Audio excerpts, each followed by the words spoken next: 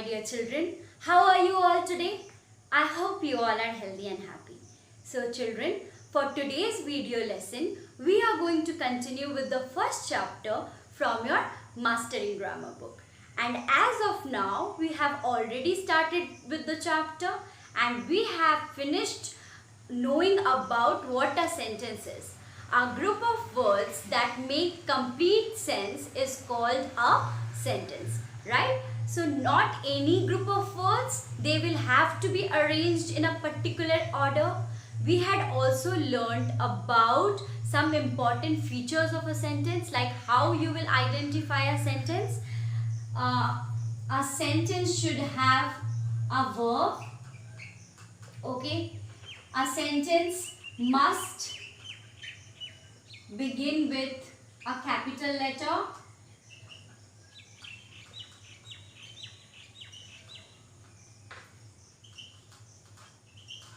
Okay, then it must end in punctuation marks, like punctuation marks like full stop,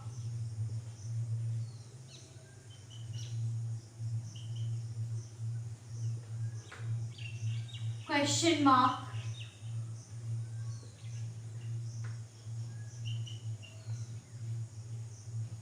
and exclamation mark, right?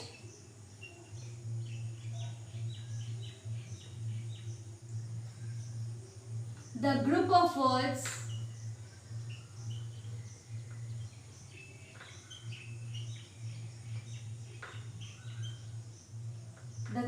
words must be in order. Okay. And the last point was that it must contain a subject and a predicate. Okay. So the last point that we had learned was a sentence has two parts.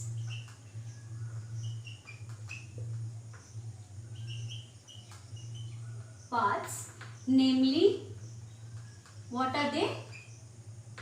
A subject and a predicate.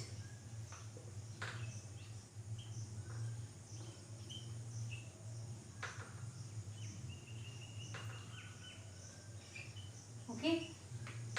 So children, this is what we are going to learn in this video lesson, about the two parts of the sentence. So as you can see, I have already mentioned that a sentence contains or consists of two parts, namely first part or the second part in any order can be a subject and the second one has to be a predicate. Now how will you identify that which part of the sentence is the subject and which is the predicate? So I will be helping you to learn about it. Okay, so first read this sentence now that I am writing. I want a new car. Okay, I want you to read this sentence first. I want a new car. Okay. So children, sometimes this might confuse you to how to choose a subject and predicate. Now tell me, which is the verb of this sentence? I want a new car. Wanting is a verb that you want for yourself a car. Okay, you want to get yourself a car. So this is the verb. So we need to identify the verb first, because this is an essential part of a sentence. I told you that a sentence is not complete without a verb. It must have a verb. So after identifying the verb, what do? We identify what is being talked about here. Okay, what are we talking about? We are talking about this person I, right? Who wants it? Who wants the car? Okay, who is having this desire to own a car? Who wants a car? I wants to have a car. So the subject, okay, the subject tells us about who or what is being talked about in a sentence. We are talking about whom? We are talking about I. What does he want? He wants a new car. So when we talk about who or what of the sentence, that means who is being talked about or what is being talked about, that doesn't matter what you are talking about, okay. This is another part, but what we are talking about whom are we talking, which is the main part, which is the concerned noun for the concerned noun or pronoun or determiners for the sentence. So here we have found out, children, that we are talking about I. So now let's separate I first. I is separated. Now again let's read the other part. Want a new car. So this want means it's the verb, okay, and this is the thing talked about I. I is wanting to have a car. So I is the person who or what that is being talked about in a sentence. Okay, we are talking about the subject. So who and what is called the subject. When the part of the sentence which will be telling you about someone or something, okay, this thing is called the subject. And now what we are talking about the subject, what we are talking about this part, about first part, we are saying that he want a car or she wants a car. So want a new car, this becomes the second part, is the predicate. Okay, so children, now we will be looking into some more sentences so you can understand this better. Okay, I won't be rubbing this because it's an important point. You will have to deal with it, you have to learn it because it is that we are learning today. Now, with the next sentence, Henry and Lutz ate a piece of cake.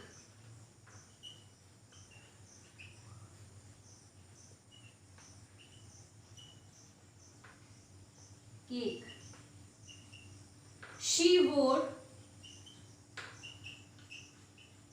a pink dress.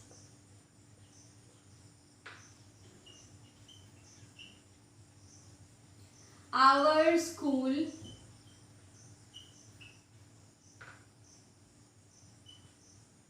is closed.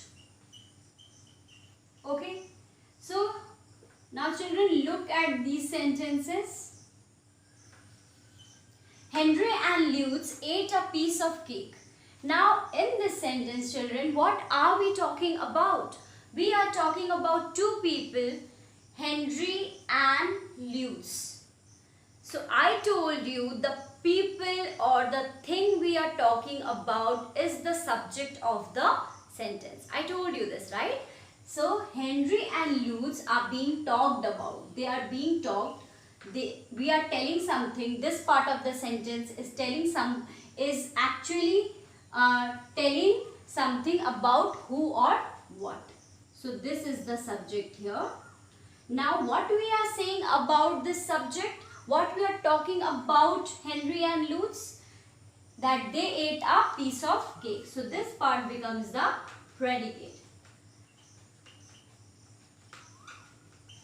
Now children, if you can, predicate, okay.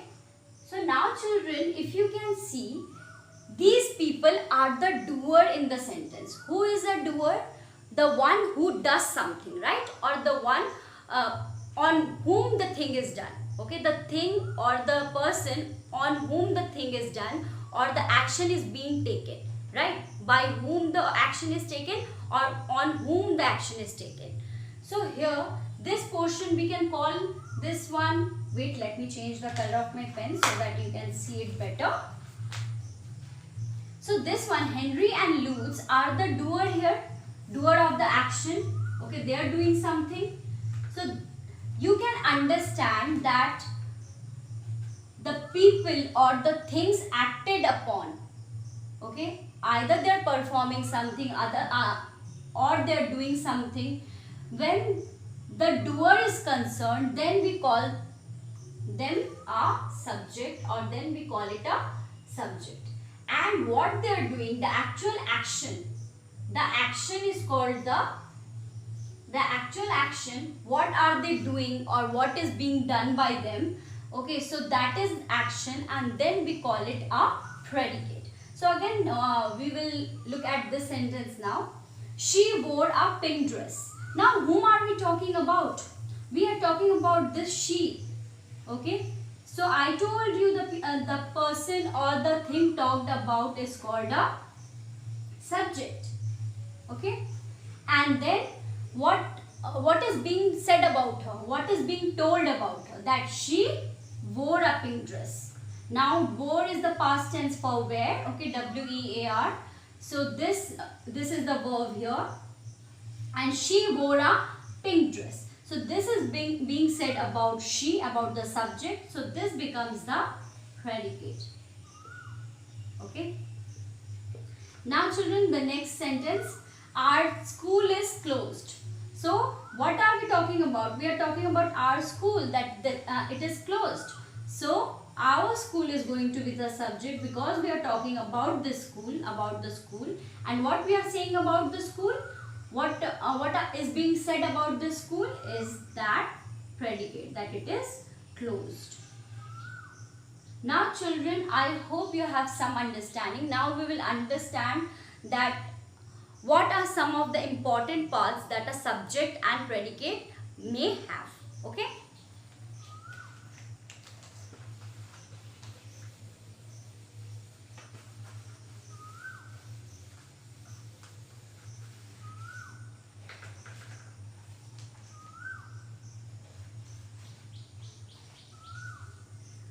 So you should remember about a predicate, that it should have a verb. The predicate part of the sentence is the one in which the verb is contained. Okay, you will find the verb in which part of the sentence? You will find it in the predicate. So a verb is an essential part. Essential means important. Essential part of a sentence. Okay. So a verb is an essential part of a sentence. How do you know the action word must be there? Okay. The actual action, we know that verbs are called action words, right? Like adjectives are called descriptive words and nouns are called naming words. Similarly, verbs are called action words.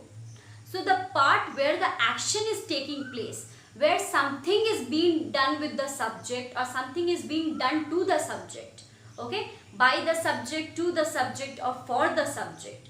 So we know that that part which will be having the verb is the predicate part of the sentence. So you have to just find out the verb and then you are sorted with finding the subject and predicate in a sentence, right? So you should know that verb is an essential part.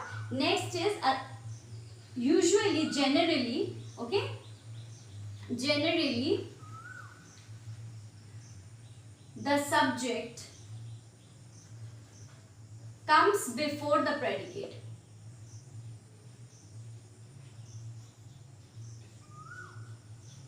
What do I mean by this?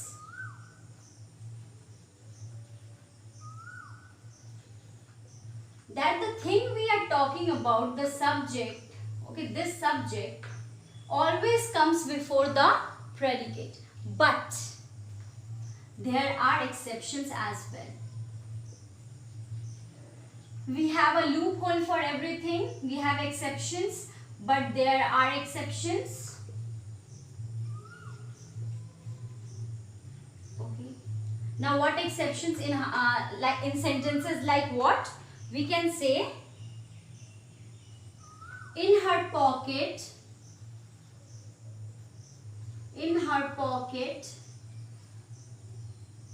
Mr. Pickles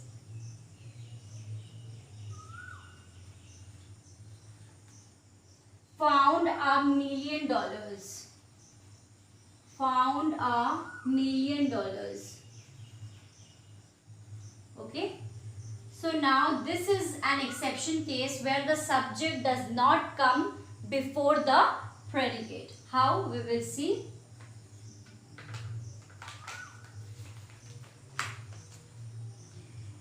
So you can see that who is being talked about here?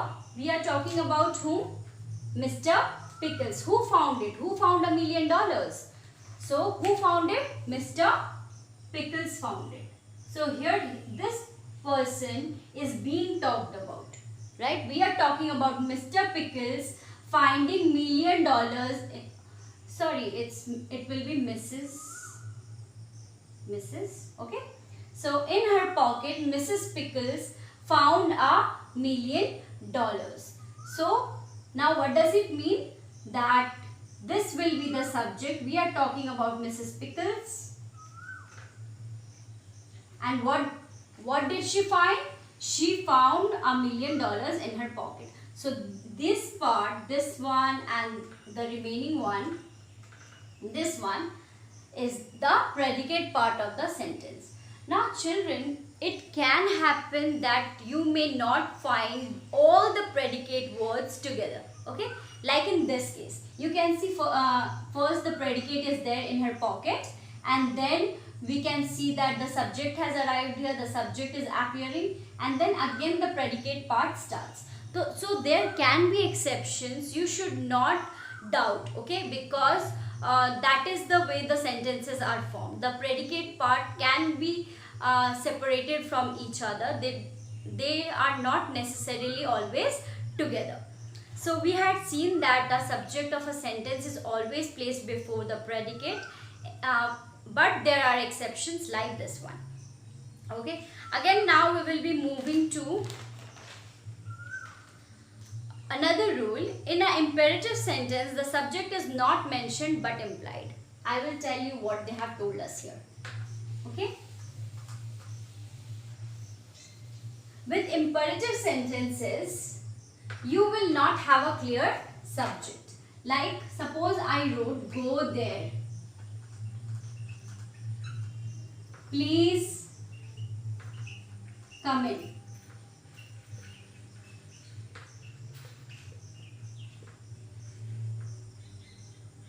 Shut the door.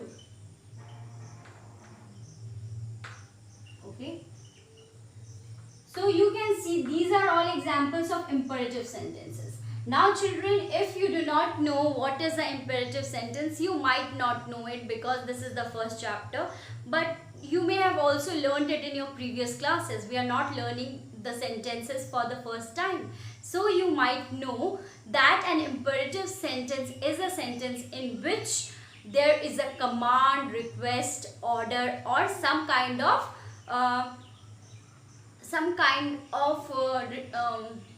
permission seeking, right? You are seeking some permission from someone.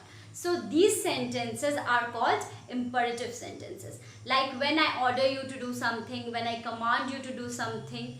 This way these sentences can be called imperative sentences. So what has been told about imperative sentences? What has been told about the subject and predicate of an imperative sentences, of an imperative sentences? That the subject is not mentioned but implied.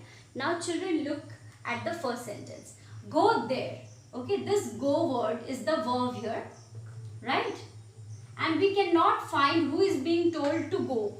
Okay, if I told you go there, if I'm saying these words to you, if I'm saying this sentence to you, that clearly means that the subject is not actually explicit, means it's not shown but it's implied. Implied means it's understood. You have to understand it by the sentence itself that you are being told to go. If I have told you, then the subject here is, with what is the implied subject here? What do we mean by implied subject? Implied subject is you, which is not being clearly named, which is not being clearly said, that you is not there actually. See, I'm not saying you go there. I just told go there. So this has implied meaning. Implied means what? Hidden. Okay, it's clearly understood that you are being asked to go. Now please come in. Obviously, whom will you say to come in? That's clear that you are being told to come in. If I have told please come in, that means you have asked my permission for it. So that's why I have told you to come in. So here also the subject is implied. That means the subject here is you. So if you are being told that you have to find the subject here, this whole part is the predicate. Do not think that the subject is absent here, because subject is present but it's not visible. The subject is you and it is in implied form. Okay, it's not seen but it's there. Okay. Now shut the door. When I'm saying, when I'm commanding you, when I'm ordering you to shut the door, that means what? What I'm saying you to do. I'm asking you to shut the door. So here you is the implied subject. Okay. So this was for your imperative sentences, what we had learned now. Okay. They will not have a clearly visible subject, but yes, the subject is there. Now with the next sentences, we have learned about the imperative, how a subject and predicate has to be spotted. Now we have to find out about interrogative sentences. Okay. Now what happens here? In an interrogative sentence, like if I am asking, do you have a pen? Do you have a pen? Often people confuse, because I told you that the subject can be placed just in front of the predicate, and sometimes you can find that at the end. Okay, so sometimes we may get confused with these kind of sentences, right? With questions and with exclamatory sentences. With interrogative and exclamatory sentences, this thing can turn into a nightmare. Okay, finding the subject and predicate of a sentence. So now how do we spot it? How do we find it? Now do you see, do you have a pen is a question. We will be clearly finding an answer to it. Okay. So see here, you do have a pen. You do have a pen sounds good, or you have a pen sounds good. So when this is turned into a statement from a question, when we have changed this question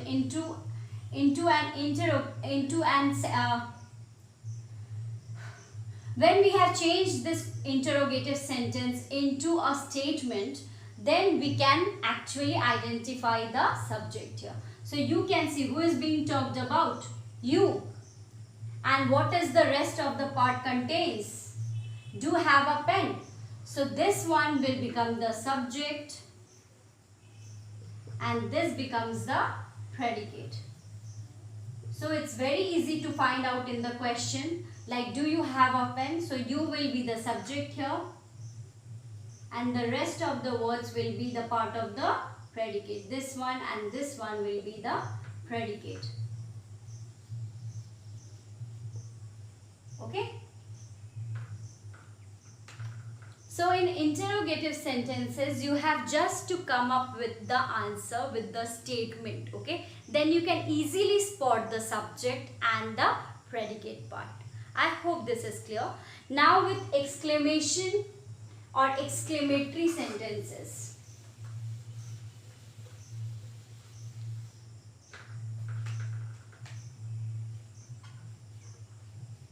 How do we spot a subject and a predicate in an exclamatory sentence? Okay, how do we spot it? Now let me write, how beautiful the day is. How beautiful the day is. Okay, this is the exclamatory sentence that we are going to change. How beautiful the day is. We will turn it into a statement now. The day is beautiful. The day is how beautiful. That means it's very beautiful, right? So the day is beautiful. So we can spot the subject here. The day is being talked about. What are we talking about in this sentence? We are talking about the day. And what is being said about the day? That it is beautiful. So here also in this portion we can spot the subject. This is the subject. This is going to be our subject. And the rest of the part, rest of the words will be in our predicate. This one and is will be your predicate part. So this becomes the predicate. Okay. Now children, moving ahead with the exercises. So you have we had in our previous video lesson we had finished number A. We had finished A exercise. Now today we will be doing B.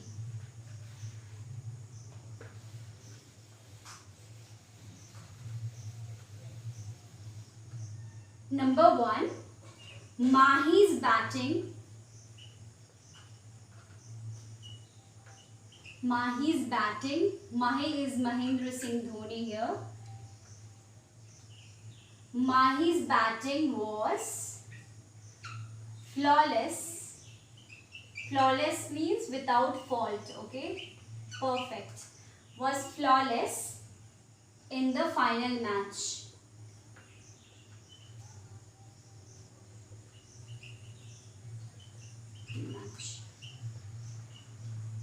So children, some people actually blindly just mark the pronoun and the noun of the sentence as subject. But you are not going to do it. You are going to first spot what is being talked about. We are not talking about Mahi here. See, Mahi's batting was flawless in the final match. So we are not talking about just Mahi, but we are talking about Mahi's batting. Okay. So clearly this Mahi's batting is the subject. So how are we going to write it down? You have to write this way only in your notebook. So subject is Mahi's batting. So we are talking about Mahi's batting. And what is being talked about? That it was flawless in the final match. So the predicate I told you must have a verb. So this was is the verb here. Predicate. What is the predicate here? Was flawless in the final match.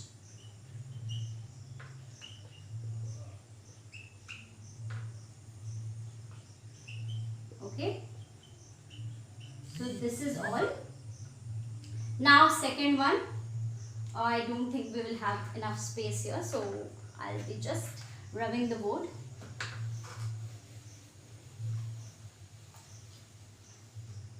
Number 2, most parts of Africa are covered with jungles. Most parts of Africa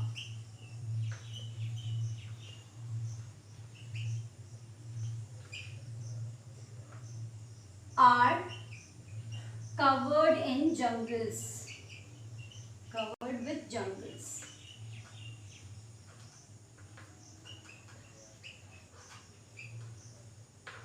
So you might want to choose just Africa. We are talking about Africa only. No, we are talking about most parts of Africa.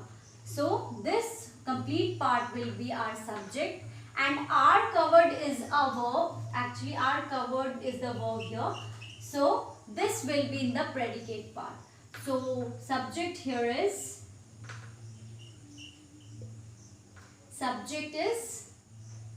most parts of Africa.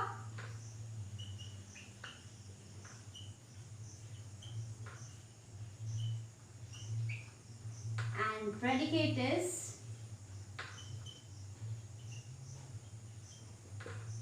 are covered with jungles.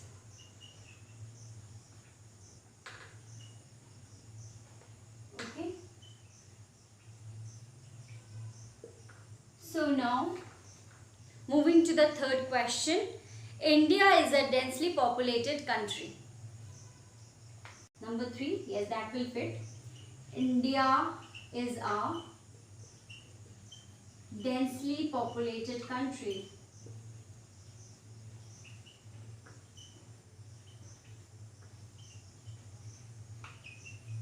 So We can see that what we are talking about. We are talking about India. So India will be the subject. India.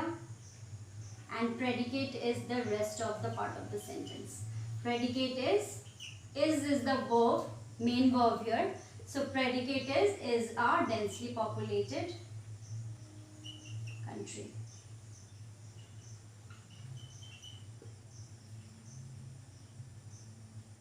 Okay. So children, for today we are done with the lesson. We will be continuing with this exercise in our next video. Do join me, and thank you for watching this video.